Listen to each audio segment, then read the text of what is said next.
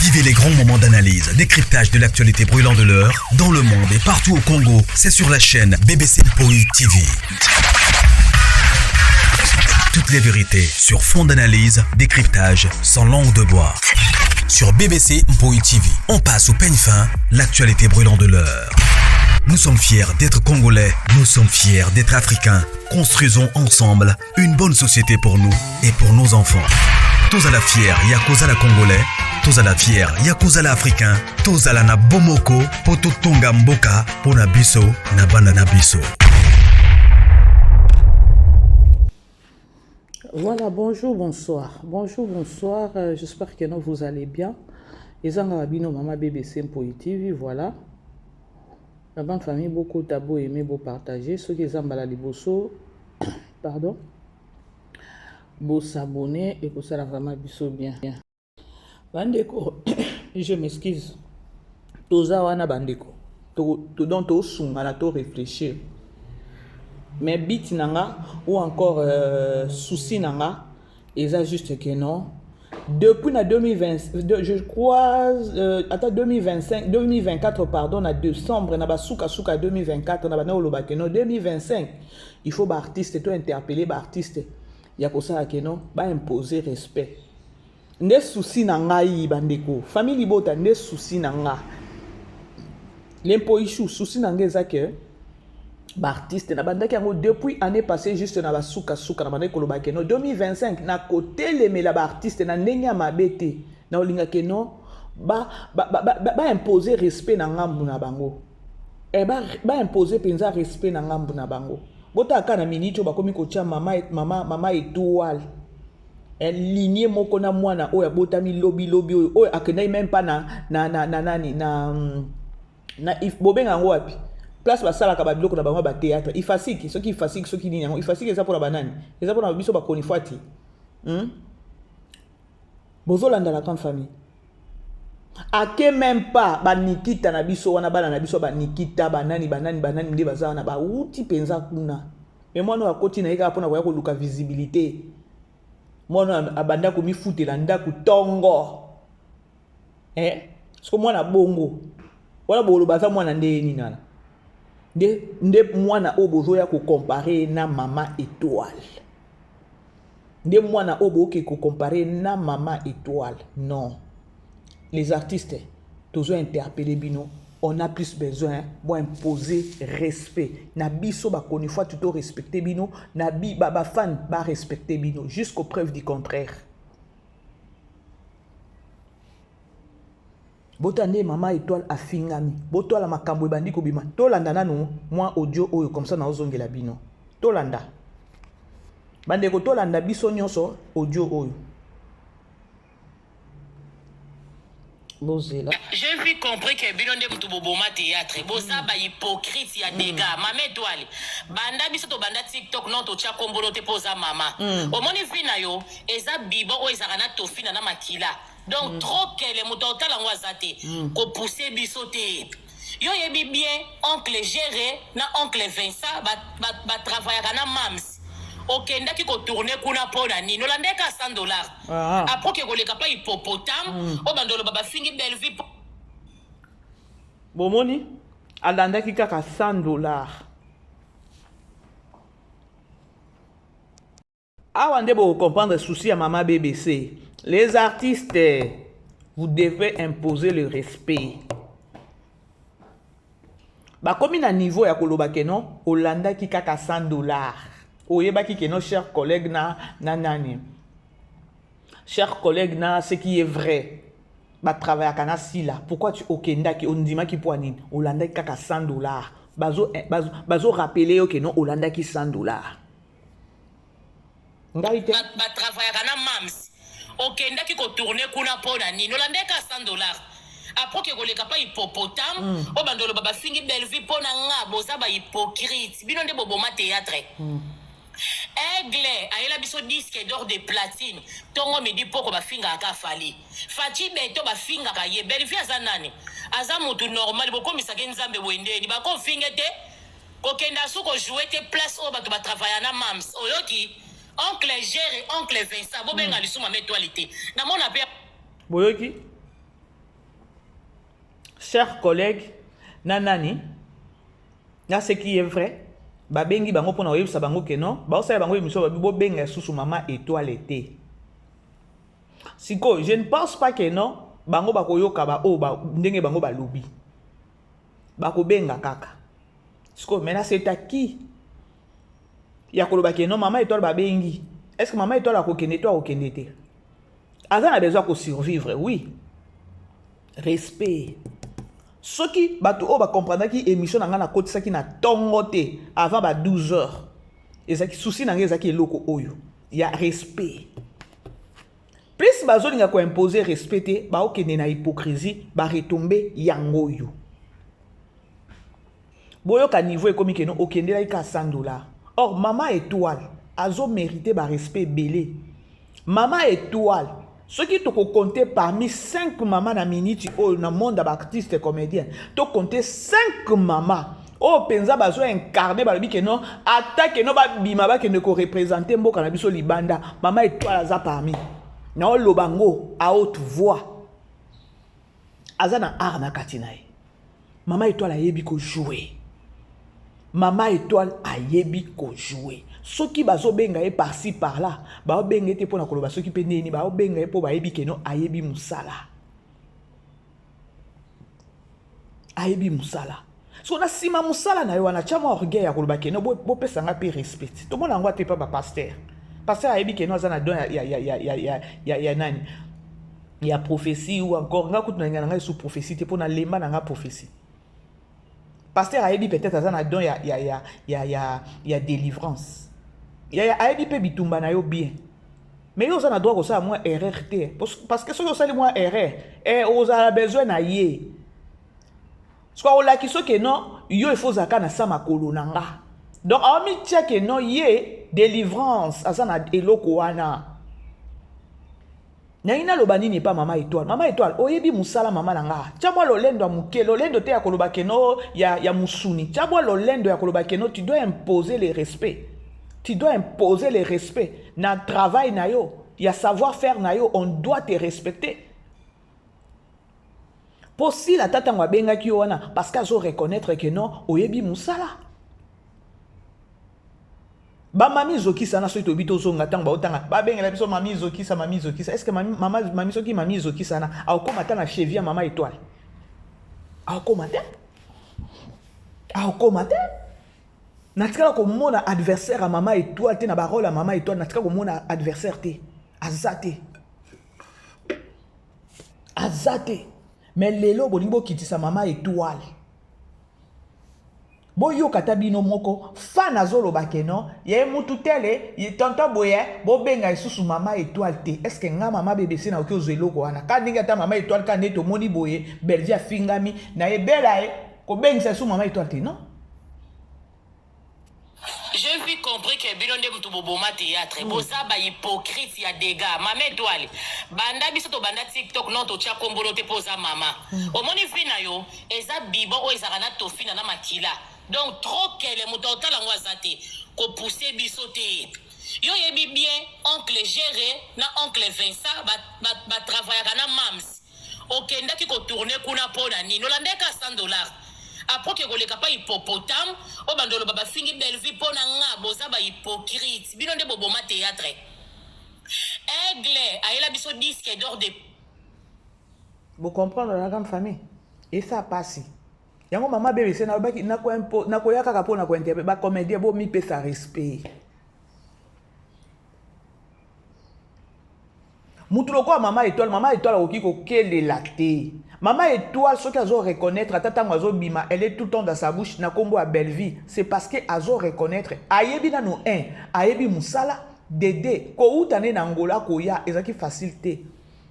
Po ba yambaye, po ba dimaye, ou bien ba po ba binge na ba filme. Ce qui est là, comme babenga, c'est parce qu'ayebi ke no, ko koma na Kinshasa.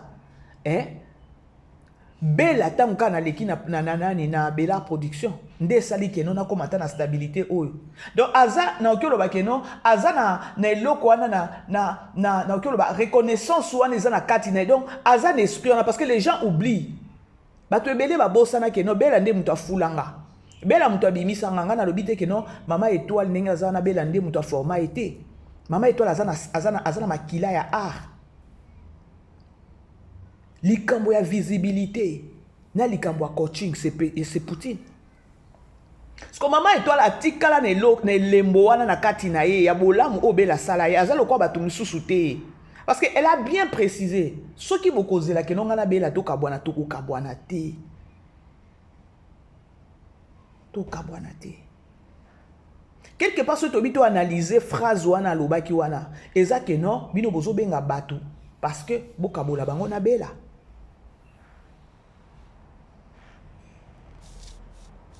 Nabegana nous ndeko boito partager parce que on a plus besoin à quoi interpeller. Na minute on doit interpeller les artistes. Bota la lelo siko bota ne balobi ke non vie na ezankele. Est-ce que ça a des sens? Biso to suka na kota la ba film o bango baso sala la biso. Vie privée na bango to ku ko italia wate. Bota la niveau. Yango mo yanga mama BBC nazo bundana na koloba ke non les artistes bo imposer respect. Eza moment ya ko éduquer si là. Pardon, s'il a doit interpeller les communicateurs naïe. Attends, on va maîtriser ka fanité.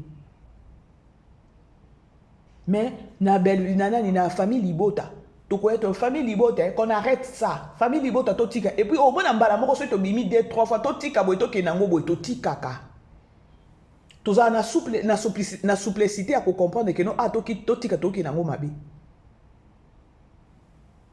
Ce que l'oko ezalaka eloko ezolekelanga depuis makambo oyo ya mama étoile bimi namoni ata communicateur moko te ya sila abimi peut-être pour ko faire voir ou encore ko décortiquer sortie médiatique ya mama étoile ya ba faire voir bango ya koloba bandeko biso pe to poussi to kenango mabe namoni te bango nyoso kitunga moko babaluki bango nyoso raisonnement moko bango nyoso sikoyo makambo eko bando kende jusqu'à quand?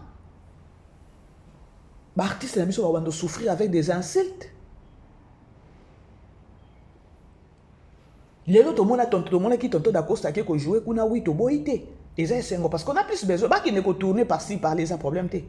Mais bah toucha li bala tonton d'Acosta tina na moi les pinières.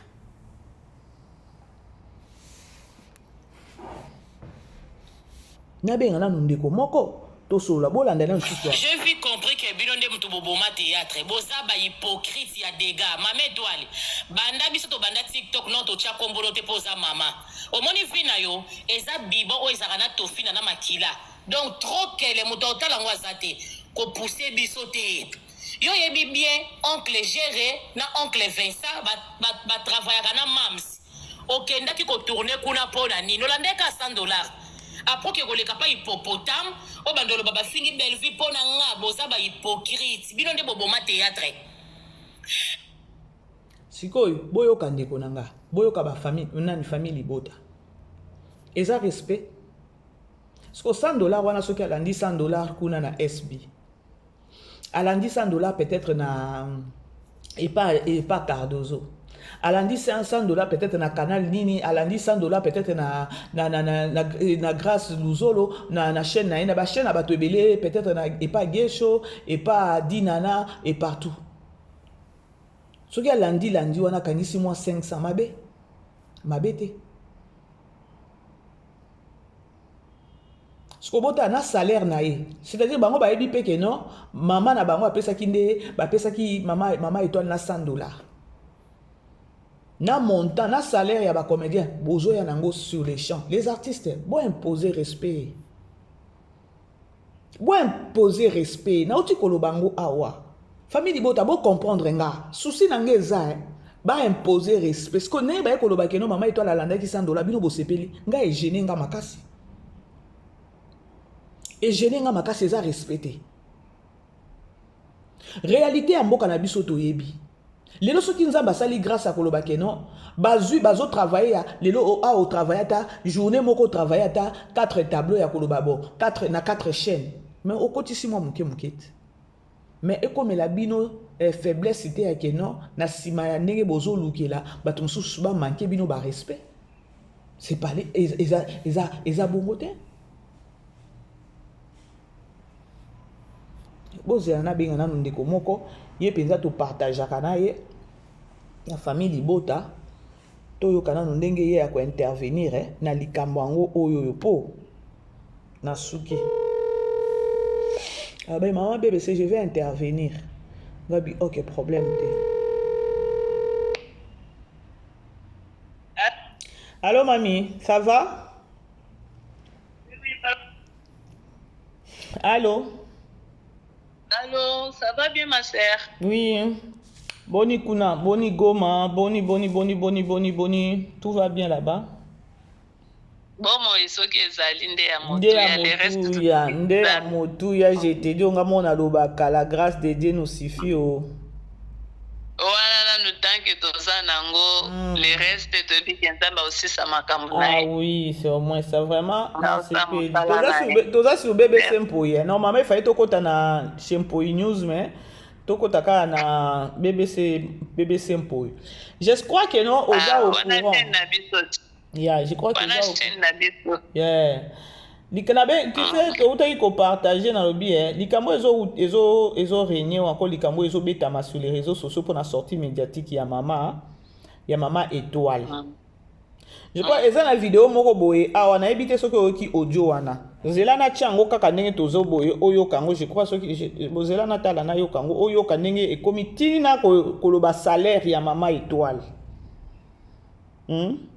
Abike no ala. Comment on a kobeta le salaire à maman étoile? Yo kazela toze attends na ochango sikoyo je crois ko yo kango si c'est possible attends.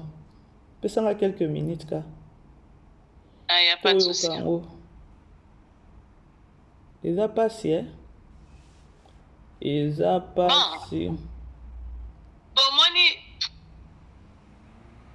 bafu du roi bazalaka J'ai vu compris que bino nde mutu boboma théâtre boza ba hypocrite ya dégâts mama étoile banda biso to banda TikTok non to tia kombolo te poza mama omoni vina yo eza bibo o ezaka na tofina na makila donc trop que les mutu otala ngo azate ko pousser biso te yo yebi bien oncle Géré na oncle Vincent ba travaillaka na mams okendaki ko tourner kuna pona nini olandeka $100 après que koleka pa hippopotame o bandolo baba fingi belle vie pona nga boza ba hypocrite bino nde boboma théâtre Olandi mama nalandi yango te nayoki eloko te ozoyoka te wana kasi olanda yango après émission na biso kasi mpona uti kotyango kasi sikoyo je crois ezaka mais oko expliquer nga soki eza nini moke balobi boye mama étoile elle savait très bien que non Sila a travaillé à Cana, ce qui est vrai, et puis à travailler à Cana, chers collègues. Pourquoi lorsque Babenga qui est à Kendaki, après aya kosa la sortie médiatique, c'est-à-dire à l'anda qui n'a $100 wana. Bango bazolinga bon wana pona ngai bazolinga kaka ba humilier étoile ça c'est chercher à l'humilier parce que a sali sortie ozomona si elle n'était pas sortie balinga baya koloba makambo wana te soki a travaillé kana cher collègue a travaillé kana Vincent on n'en disconvient pas mais toki bobengi aye a jouer et que pendant kutu mutu asisi atana nuko jouer te bokomo pelisa ba live pona peut-être botuka mutu mususu bisika uti yango nazolo ba mutu na mutu za na façon ya ko gérer ba émotion na ye odomona aye koki ko gérer yango te asali sorti alingi apekisa bino alors lokwa bino bolinga ba pekisa bino te bomoni yango mabe seke baza ba insensé ba onyo so ba osala émission na ta balobi $100 $100 balokotaka ngo te. On ne ramasse pas ataye mutu oya eko kofinga $100 wana so bakabeli ya oboyango ou bien so babengeni ke kope za tel part pona $100 aoboya okende aoboya te toi la actrice ayebaki ayebi o akende ke partout place babengaka e soki pe Vincent Louise abengaki oui akende ki po ebi ke Vincent après pendant que azana Vincent style abengi ye a trouvé un peu étrange. Maman BBC, yo bengi ngai. Nazana yo. Nanuku na silicité mutu mususu susu abengi nga. Ou bien ayebisi nga ke okoya boy. Na donc boyo kanaki ke na ya boya ko accompagner peut-être ozomona. eza mabe te bato batika kolukaka kochoke bato soki bazoyeba te ke bazobebisela stila mosala epuis soki sila azotelema te tokoconclure ke ye nde atindaka bango parce que moi je trouve mal comment est-ce que mutu azotourne nanu batableau esili te bakoma otindele balien ke tala koto live mati tala koto live ekiti na sens nini na intention nini mama BBC c'est ça wana intention nini po nga nayebi ke ezaka soki film esilisi nde tobandi totala ambiance de tournage ndenge bato bayaki ndenge babandi ndenge azo tableau ya moto songolo sikoyo toyaka komona yango na tournage esi esili nde biso totalaka ambiance de tournage je pense na bachaîne na bandeko na biso baakompagnaka mama Belleville mais jamais ke moto azojoue nano déjà ambiance de tournage ezoleka en live sikoyo ntina film yango ezali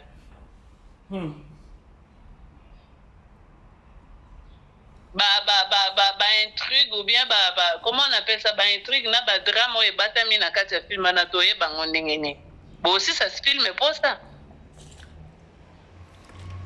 Moi je pense que film ezalaka ezotourname ambiance nani eleki film esili nde bapesi biso ambiance de tournage na film prochaine oyo tokotala songolo mpe azalaki bakala pe participaki agitation baokokobomba secret basala mama na bango moko ye moto agitation ye na live ya yo ya anniversaire na yo oke koloba ke bientôt papa Alain chez SP oke osala ba surprise de pour pelisa moto quelque part c'est que si la peine pelisaka ba moto ngo toloba bongo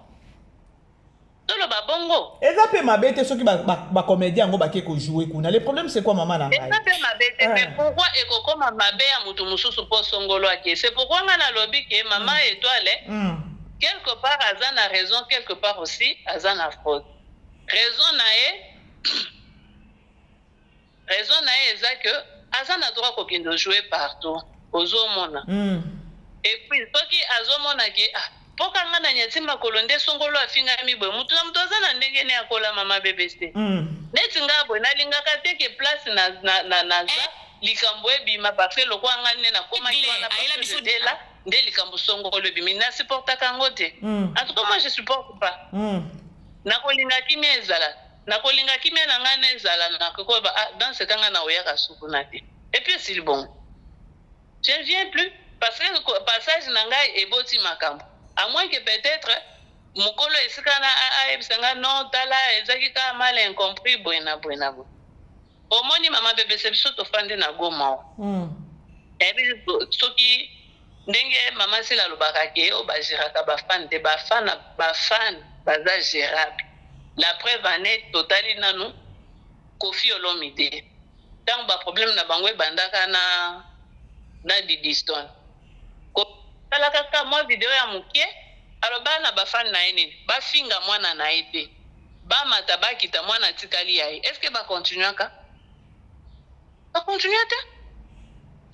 a insulté Didiston tozalaka awa na Goma na 2013 tango guerre ya M23 ya 2012 esili kuna je pense ça entre mois de septembre 2013 ou bien 2000 oui septembre ou bien octobre 2013 juste quand ba M23 balongo place bazaka pembeni wana ale baye ko kolobaki Mamadou akende Kinshasa ya sangwane tamboli oyebi etulu kwa bato kota na aéroport kokela la tina piste to Mamadou akei c'est que avion ana il faut elekela biso likolo pour que Mamadou akende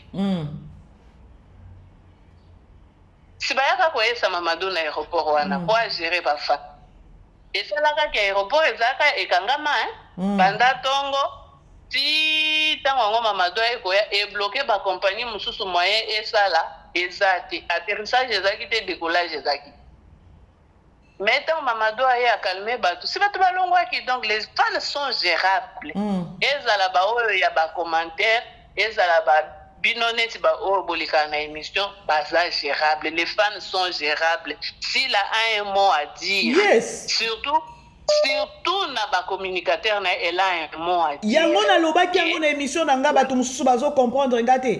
Le problème c'est quoi? Nga na a besoin ba comédien ba imposer respect moko boy. Ata baza na besoin ya mbongo loko la Maman Étoile. Maman Étoile na biso ayebi musala.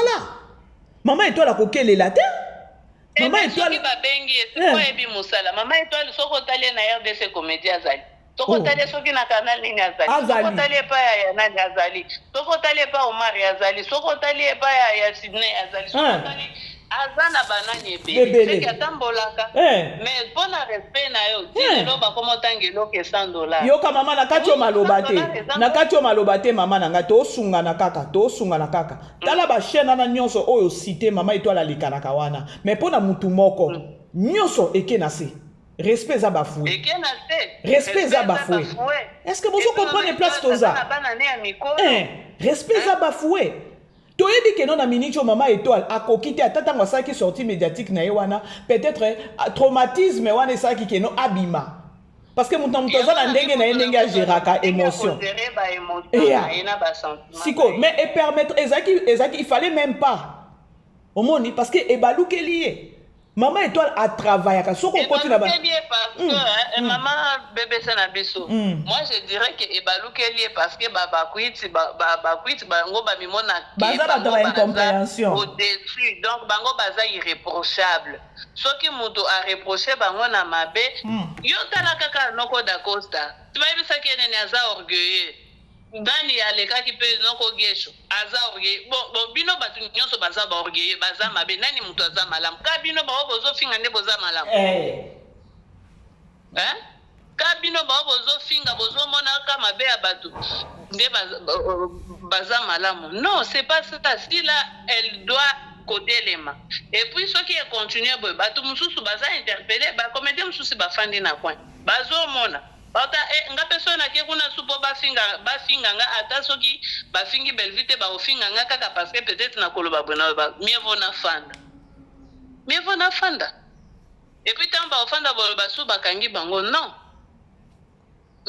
neti oya lekine émission na lobi au président kutu bafinga mais ça c'est de l'impolitesse. Ça c'est de l'impolitesse. Est-ce que yo ndenge bafinga président na c'est que c'est pelisakaye? Est-ce que ça respect? Civisme ko tanga ko wa civisme wana ekenda wapi?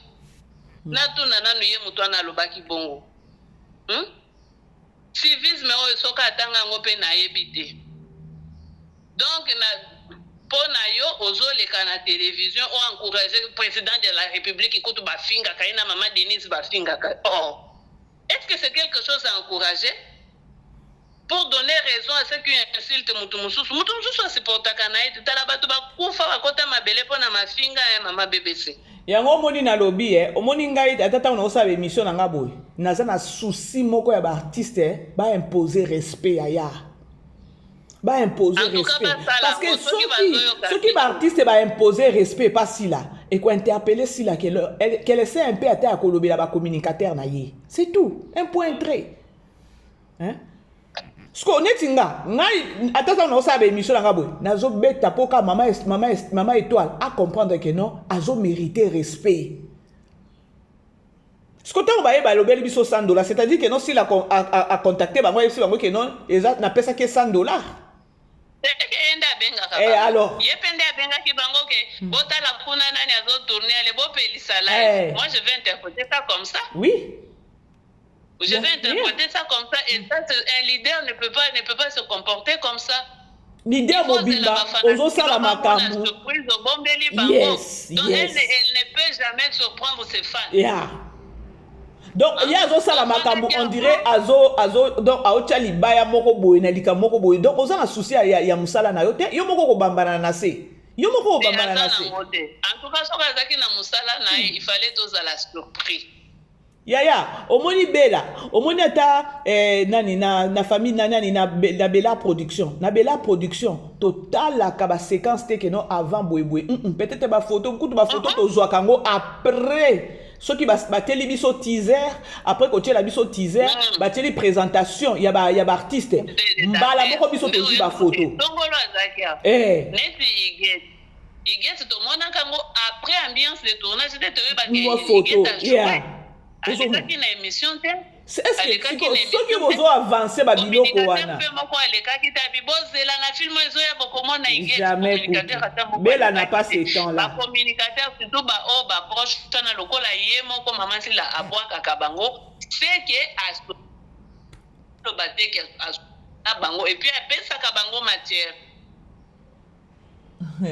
c'est que nda pesa kabango matière pour muto ko fungula live boete bon peut-être soki apesa bango te azana batu na ye o bazana tournage etala tozana songolo mais elle doit s'imposer soki ke ayebi ezana mutu asalaka ubi soki ezaye moko te fois pekisa tozana tournage lisolo ya tournage ekobeta makana na film soit na ambiance ya tournage nde batu bakoyeba bo ça va ekosalema leader azaka mot à dire. Moi je conclus aujourd'hui que Kabalo ana mama bebe so Holanda nga. Na Holanda. Kabal na bangwana ebandaki kala tango bayokanaki déjà que basala deuxième chaîne na bango. Déjà basala ki réunion et c'est pourquoi Ibutu était passé à comment citer ba komba bato en divagation ba Marie-Jeanne wana banani. Donc c'était une façon yako intoxiquer bango que tango bakobenga bango de l'autre côté bazala prête. Yeso qui va benga qui bon ye boutongo depuis aki ya ça joué combien de films na SB ou bien na les abakou de SB ça joué combien ayaka asa na ba émission ne soko zongi mama bébé soko landa okoka nani ibuto alobi ni bozela bokomona ba comédien mususo bakangama kuna ba obando bima j'ai conclu parce que muto a joué tana nous deux films était bo sali makelele pourquoi asa comédien et puis bajouaka na ba chaîne mususu ezake bajouaka na ba chaîne mususu te wana tolinga toloba ke ça va donc Bellevue penza kanga bango bajouaka partout kaka na SB ne bakendaka te c'est que SB eza obenga bango te siko soki babengi ye pourquoi il faut muninga mususu afinga mapobino bobengi ye pourquoi ba comédien tolingaka bino na ba film na bino soki esili na ba tolandi to lobaka bravo les artistes to remercier akabino alors bino pe bopesa biso esengo ya kokumisa bino bien rosepela na misala na bino en imposant votre respect parce que mbongo pe soko zoli yango eza na respect te ekopambola pe oti yango nalobi mama nanga dans tout ça omoninga nde na saki émission nanga na ebité soko landaki nazoloba bien nalobi ke non na biso ba communicateur na ba fan tokosisa makambo ba comédien te ba comédien bango moko nde ba osisa makambo na bango yango moni nalobaki bien ke non occasion ezaki mama étoile nzamba pesa ki mama étoile espace na pona ko sunga sila mais mama étoile a comprendre ki yango te ezaki occasion sortie médiatique peut-être maman bébé c'est na katete peut-être pe na soubassement to ebi makambo asalite parce que quand même qu'est-ce que je dis ton azaki nango et Imer azaki nango ezaya muto ayiko sa blague te ya Imer na omoni Imer a mama étoile ezai nini Imer a mama étoile azaki nanu 1 na regret 2 traumatisé 3 akomi on dirait aza na embarras de choix. Tu vois? Des choix, oui. Yeah, oso comprendre. Sikoyo, yango moni. C'est ça que je dis. Nande na kate imerwana ekoko suicide décision. Etango akozwa décision na bawana ka ba ofinga epo ba ko bimasu po ba finge par rapport à décision o yazui lolenge bango ba traiter. Mutu kutu bomona ka yete bomoni il fallait applaudir. Bon remercier ou bien en tout cas to tepel pe comme on boy mais pourquoi batu na katila te ke point ni batu mususu bayaka te mais c'est une question pe mama étoile la tuni wana bi bino soki bomoni biso tozoya kuna e pas la te babengi biso te toko ya ndenge nini babengaka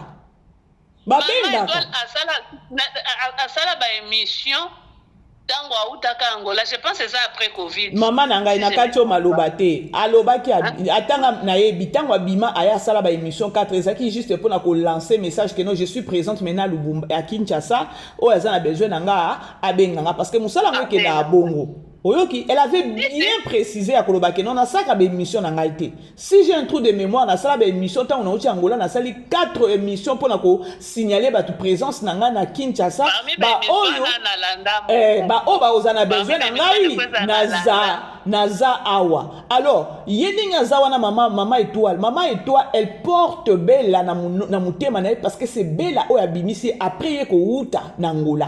Kokoma na ye na Kinshasa ezalaki facile raison ya choc na ye pour abima eza raison ya choc na ye peut-être yango siko na kati maloba te omoni raison wana yoka mama nanga omoni raison wana ezalaki raison moko il fallait azwa temps ya ko réfléchir parce que abimi ya koloba keno bo finganga botika Bella. On comprend. Les faits on a kaka ya Bella parce que sur les réseaux sociaux awa les abakwiti balingaka ko tombola Bella te. Omoni ya bimi parce que azana respect. Maman BBC. Mais poni ba fingi d'Acosta makastide. D'Acosta tombola ki Bella na liboso ya mutu na bango. Qu'est-ce qu'elle avait dit? Avant de ça qu'il na kimia kutu. Avant de ça qu'il kutu na kimia. Qu'est-ce qu'il avait dit? Ba koka kita?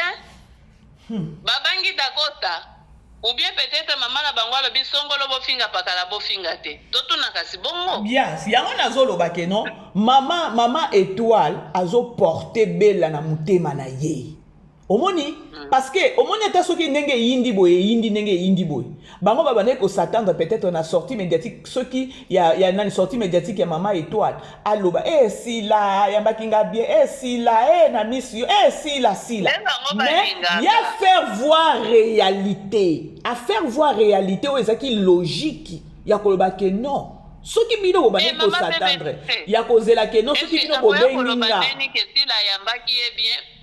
pendant que azo tourner na ba tableau esilité bino bosi bo matisi live bozo finga mutu mususu yango nga na lobité eloko o epesi batu basala ba analyse basala ba émission ya ko finga mama étoile c'est parce que mama étoile atombola bo eza ko tombola te affaire à la kisi batu relation ou encore grandeur ya relation ya yena Bella alongo alingi pe kolongola bato ekivoka na koloba keno soki bino bobenga kinga na bulu keno bobenga nga po bokabolanga na Bella bokosi ponga na Bella to kabwana te c'est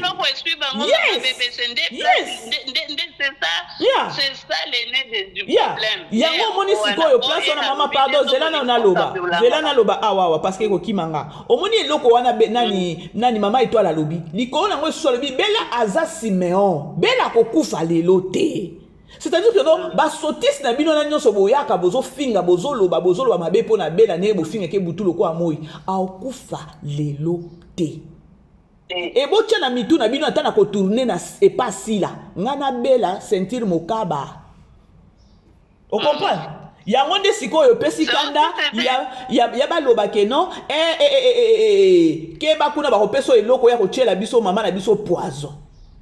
Parce que va sentir grandeur à bolingo mama étoile azango envers Bella. Bazongela émission ya tonton Dakosta baya ofinge soki bango présenter mama étoile omoni le problème c'est quoi soko landi attaque notre oloba mama étoile il fallait pas koloba mais mama étoile o sentir que non a lancé message fort ya relation à ena Bella toko solo là mais boko kabulanga na yete toko lia elongo me boko kabolanga na Bella te toko sekana bino me boko kabolanga na Bella te on va tout partager avec vous mais boko kabolanga na Bella te ndeko pe bomisiye nde yango pe esali efingisi mama étoile yango mona na mukuse il fallait pas kaka salango abima na il fallait vendre mais je te dis ozomona po wana bango bazobenga batu na buli ya kono ba séparer bango na Bella. C'est ça? Yes. Et non pas liboso parce que émission ya Ibutu maman BBC soko landi ba émission ya Ibutu denga yakana ba kombo batu na fulani pe asongola bima pakala ko bima boko mona ba ko bando défiler donc basi ba organiser ki bongo ki to ko bando benga bango tango ba jouer ale bino kuna bopelisi live po bato muso ba supportaka pe bongo te ndenge mama Étoile a supporté na été aye ko jouer mais live déjà eki ezongi nano asi seta ko jouer te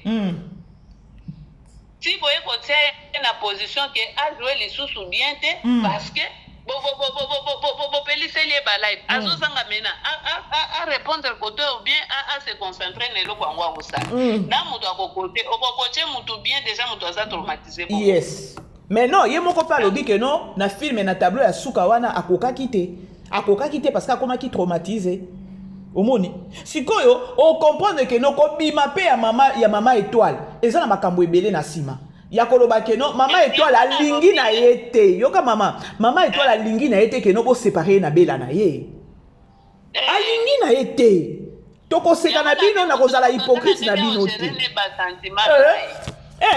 alors que ceux qui bino besoin na babou na bino ko séparer nga na bela esimba te pantalon moka ba place tonton d'accord ka vidéo ne asaleli biso à partir ya mikili ya poto place à ça alobi moi et famille Libota c'est une histoire d'amour maman yo kanisi alobaki famille Libota abwaki eza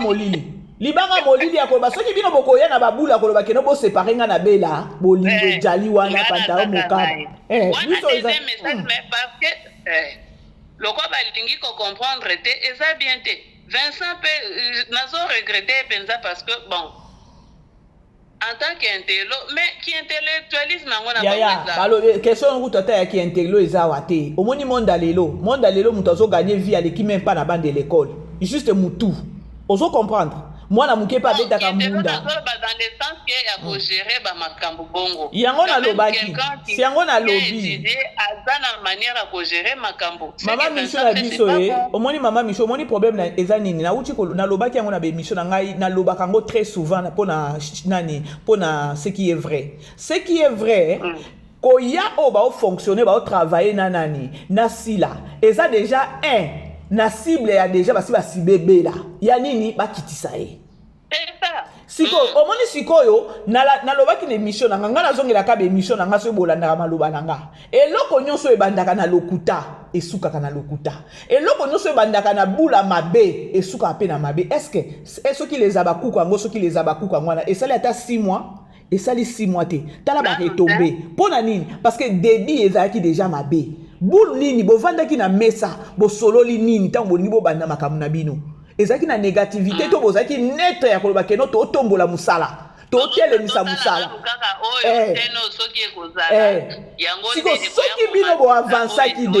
soki bino boavansaki déjà bocible déjà omoni bela ndenge aza na baartiste nyonso tokotia bango bambongo soki apesaka bango $100 biso topesa bango ba $150 boke déjà na eloko wana na nzambe likolo justice di ma chère na oyebisa bino omoni eloko nyonso bokanga kaka basali même pas 6 mois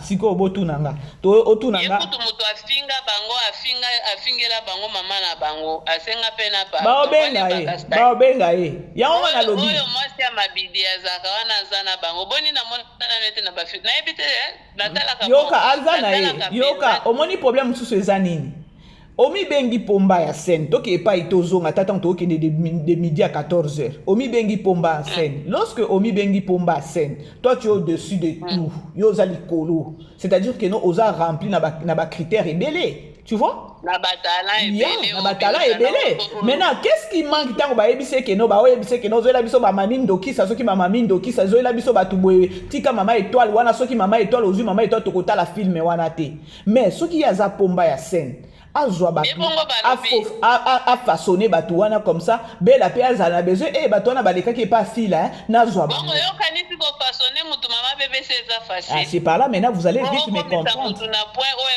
ozana posa peso eloko alingi d'abord landa émission sur ya noko d'Acosta bi ou bien ta ya Linda leka na live moko ya famille Bota lobby mutu akotinda otio bimisa o ezana katina ba peso role akulele folela Soko lelite okoleka te. Soko lelite okoleka te.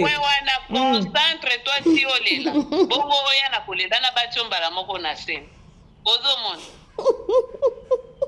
oyebi eloko na seki oyebi eloko na seki nga Linda nazalaka na histoire nazanga maloba te mpo na Linda tala ndenge ye wana ake kosala omoni kisongisongi ana ake kokota kuna na nani na filme na biso ya maîtrière ndenge ake kokota kuna na ndako ya Ada Nathalie nanu 12e épisode. Yo pe lisusu. Place wana nde sikoyo, nde na vivre sikoyo. 2 épisodes mbala moko pona to. Non, nga ozana retard. Place wana nde sikoyo to komona ye akobimisa sikoyo nani façon ba ko jouer na fio nani na Sila. Po ye bango bazaki mingi batu moko boy ba baby sakakaka. Baby sakakaka. Poto na zaki expert. Sikota siko nenga kota.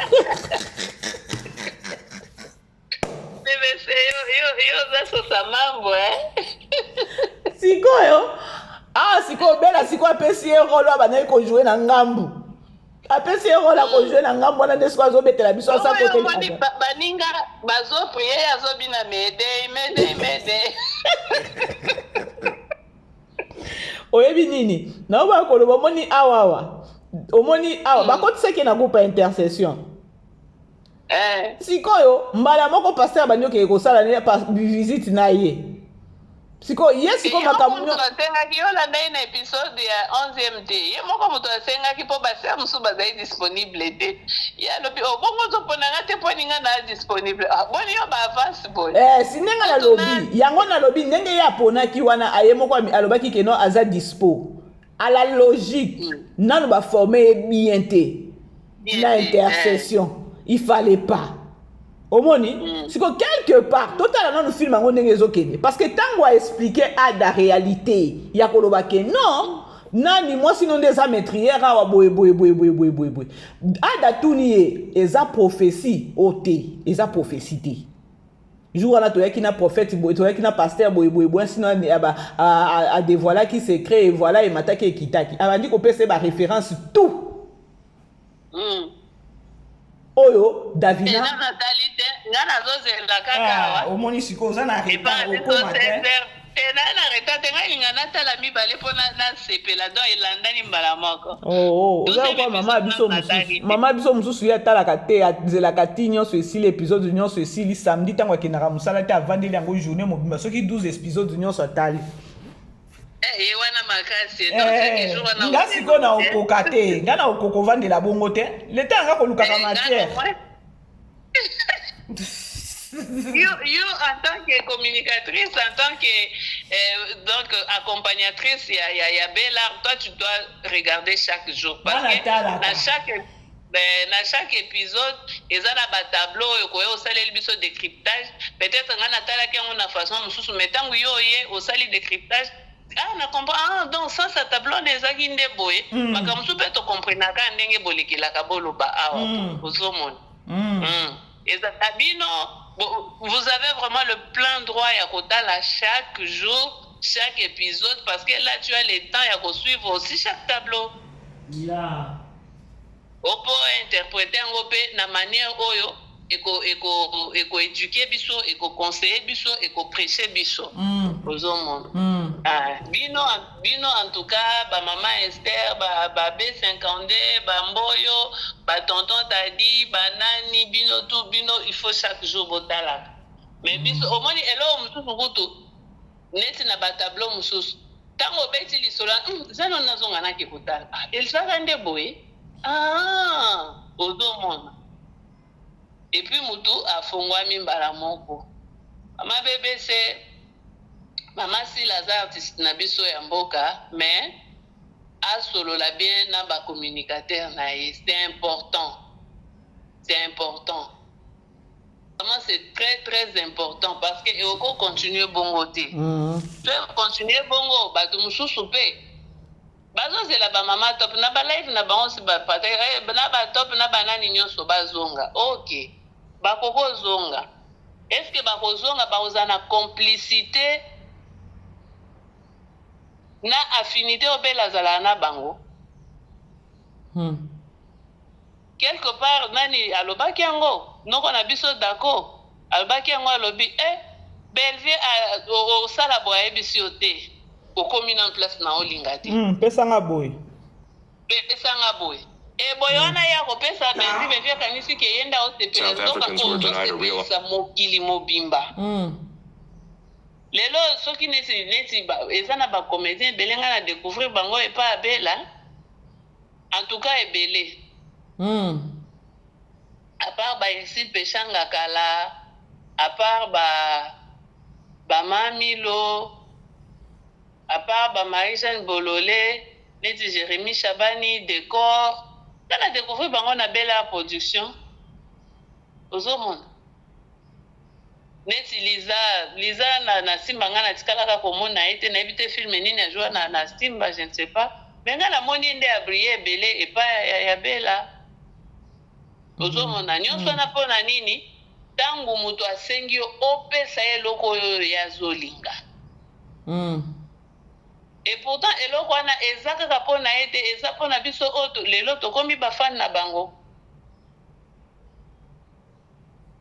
Donc quelque part soki pe mama étoile asengi ke batika. En tout cas barezi soko koyokaka ndambo ya parti oyo. Il ne faut pas encourager Batubazo Finga. Oh, président de la République Kutuba Finga, mais ça, ce n'est pas être un citoyen du pays. La Bible, le but, toute autorité vient de Dieu. Et il y a une rébellion, mais tant qu'il est établi là-bas, c'est qu'il est pas en Zambie. Pourquoi on s'est la peau Finga? Pourquoi? Siko mama nangai tokende nango tokomi okende na suka si oza na message moko ke no okopesa mama étoile na makambo nyonso et c'est quoi le conseil ni opesa mama étoile? C'est na opesa mama étoile, c'est une bonne actrice d'abord na lingaka eza kutu na ba film ne ebele na komantaka so zongeta na film na biso ya monene na komanta ebele po na endenga azalaki mutu asongi wana soki songi ni muyuwai njo banasemaka azai penza muyuwai na nani wana conseil na kopesa eza boye asala musala na biloko mafinga wana alanda ngo susu te parce que elle n'a pas si géré ses émotions par rapport à biloko wana. Alors si elle veut bien travailler tous les deux côtés à bannir yango alanda ngote, mais si elle veut suivre ça parce que a supporter ngote aye bisasi la que na koyate tant que batunayo bakosala nga boye na boye. Et là le plein droit ezan zoto nae ezan musala nae. Siko problème mususu eza ke non akoki pe koloba ke non abafoué na ye makambo nyonso ba insulte nyonso yo ke non aboma ayebi histoire aliwa ya Mireille et tout $100 tout zela na sisa ya zela na sisa ide nanga question nanga nyonso wana abafoué maintenant azongi pe esusu kaka epa sila ko jouer. Est-ce que monite que nos bêtises et continuer toujours ya ko finga ka ba artiste parce que e koza déjà faiblesse sous mususu Nicolas mususu ya koloba ke non ba olanda mbongo parce que la sortie médiatique na elle c'est plus basée na mbongo atala ki respecté tu vois ndepe erreur mususu asala ki wana akoba ke non si na kolingana la na mbongo parce que na mbongo nde mutu avivaka na koluka tango azu mbongo nde a survivre mais respect pe eza obligation moko boye na vie ya mutu parce que soki ya bimi neti na minute oyo bato ba otala esusu te ke no wana mafinga kolata ye esusu du jour au jour. Le problème eza awa il faut ba artiste ba solola na sila pona makambo oyo bala ki sa faiblesse na bango te kaka pona mbongo ya tu vois akoba foué na ye akei mala moko ekomi sikoyo akomi on dirait ki yolela moko boye na munoko bato bazo finga ye. Et pourtant elle était vraiment respectée dans ce qui est important décision ezayaye yenda jouaka yenda pesaka le meilleur toka moni ke place ngana okendo pesa le meilleur nazala occasion de chute ou bien occasion ya ba insulte pona batu mususu elle a le droit de refuser ou bien d'accepter. Mais mbongo baliaka ngope mbongo oyo zolia ngo na kimia ekepe epamboli bao peut-être bakoya pembeni na ozomona. Il faut kolia mbongo na kimia na oyebike conscience nangeza tranquille naza chargé te donc naza chargé te na conscience nangai pona mbongo oyo ozomona. Soki amoni ke mbongo wana eza important et malgré bazo finga malgré bakotinde le biloko a continuer kaka c'est que akofingamaka na ndenge basi bamemisi ye kuruzi ya Miraes. Et pourtant Miraes akufi na yasi alongwa kala. Miraes akufi na 2024 ya kakala. Donc Miraes atikali kokufa na sima na ye. Donc ça wana nanu totiango pembeni, c'est juste kuku balingaka ba charger mutu. Maintenant ils ont dépendre na ndenge mutu a gérer ba émotion na ye. Et je vois que maman Étoile aza genre mutoyo akoko a gérer ka mafinga te. Elle n'a pas ce cœur là. Elle n'a pas ça. Alors comme elle n'a pas ça, après na likambo kaka liboso mbala moko abimi alobi seki akokaka ni mafinga te. Alors soko akoka mafinga te, elle a le droit de se positionner. À imposer respect. À imposer respect ko la na savoir faire na ye. Na ko la na savoir faire. Non, lokole komi ya bongo ngai boye. Si maman nanya salaka ngo mama top. Abi ngai lokole komi ya mafinga kuna na okende te. Et puis afanda, et puis balobela susu yete. Ta lobi ande na yoki o ya poto wana komo patapata ba komone. Nazomona tuma ba ilubuni do ko minimiser les abakuk na ebite nzamba kela bango ndeni. Pourquoi balinga ko minimiser misala batu bien ko kitisa batu ko descendre batu. Ozomona. Afinga ki ba famille bota ke ba famille bota ba sungaka ba artiste te au fait ba matisaka te ba artiste oyo bazana bela. Mais ça c'est quelle façon de réfléchir? Bon, soki biso to matisaka te chaîne na bango yango na 5 mois ya pamba. Na 5 mois c'est déjà ebele poni ne kokisi na nota 154. Bango mutu baibi ko tombola star. Mais ba s'abonner kuna. Lelo soy bazo luka ba artiste ba ko jouer na deuxième chaîne na bango. Si po bazo linga emat. Maintenant ba luka ba to baya bozo pousser bango lisusu dans ba ça la contraire ya obino bolingi, ça n'a pas de sens.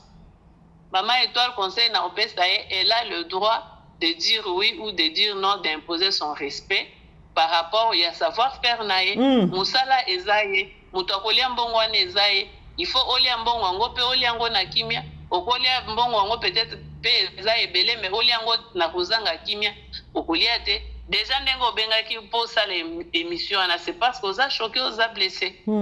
Alors mutu okozonga te place ba bazoki si yo C'est ça aussi. Wanezanga. OK. Comme ça tokutana na Shempo News TV. Toke no continuer kuna. Tokutana mama migolonga na zao. OK. Merci beaucoup. Merci pour l'intervention. Voilà bande wana biso famille bota, merci ba Olanda biso so ipe ba bazana makambo bakisa. Babakisi kaka biso tozana posa ba artiste na biso bazala libre, bazala tranquille. Basa misana bango na kimia. Tozala wana te pona kozokista bango surtout ba communion à dire ba fan ba Jiramaka. Donc tout ce qui dire bango maman Étoile azo passer moment ya traumatisme peut-être depuis abanda makambo yo nana lekela makambo politique depuis abanda. Yahweh, si fala takela te pas Poutine makambo boye na ina sa sorti médiatique. Poutine ina ebisa ete koleka te parce que obotele sous ba problème beta ko vanda kimia, tu prends tes décisions, c'est tout. Poutine pe makila mabe makila ntaba bangeka babalukele babalubaloba kaka. Pardon bat.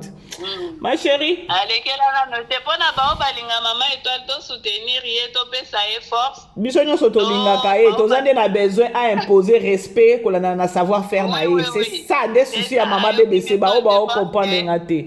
Ba comprendre ngate maman BBC za na souci à ko na savoir faire à maman Étoile azo mériter beaucoup de respect. Parce que makambo pesa biso na monene. Tala makambo pesa biso na monene. Tala makambo pesa biso na film ya bangwana ya bato internet. Tokende na Shempo News TV. Toke kuna. OK, toke kuna. D'accord. Merci beaucoup. Merci beaucoup. La grande famille, je crois, Bolandine de Konabiso, namoni ba appel les okota awa, tant bozo sala ba appel les okota awa, ba message les okota, ba audio les okota awa. So ina bina pelisa live awa, bobenga te. Yango mona emo na koma nanga kido ko sala live. Oso na bina tia live fa. Bo benga kasi bo ko intervenir, te. Bo vandika bo la famille bota. Wana eza défaut bo zala kanango. Parfois il faut savoir comment couper sa batu force. Parfois il faut savoir comment ya koyeba ke no topé sa force parce que zabo. Ah bo la ma BBC pedi sa live. Bande ko na zuiba audio na zuiba appel mususu na boy ko yamba. Mais soki na bisko na tia penza live na mona personne a obenga. Bo bano beta ka misu wana, bozotala, ole bo intervenir si s'agit ko pesa mama étoile force, to pesi mama étoile force. Si s'agit ko pesa mama étoile kende nango boy kende nango parce que mama étoile quelque part na sortie médiatique ne wana. Il fallait pas. Et surtout nenga lobaki ke non, vraie famille, vrai abakouk eza oya alobaki ke non, aosa lelanga koli. Mais non.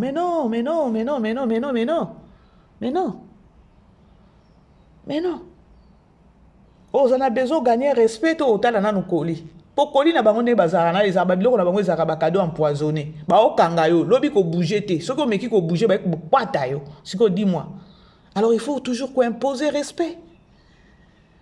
Il faut toujours imposer respect. Na monde dango ya lelo ya bino wana. O de la kaka koli nzoka pe empoisonné penza batindeli yo po ozo fongola bo miso ekufi yo. Ya.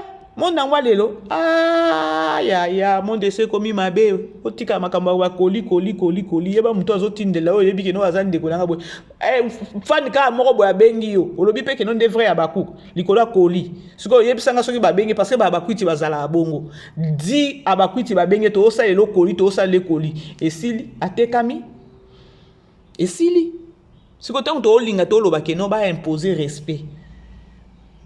Maman etola ozanga mbonga osomba ta super ou ta ba grand super. Azanango.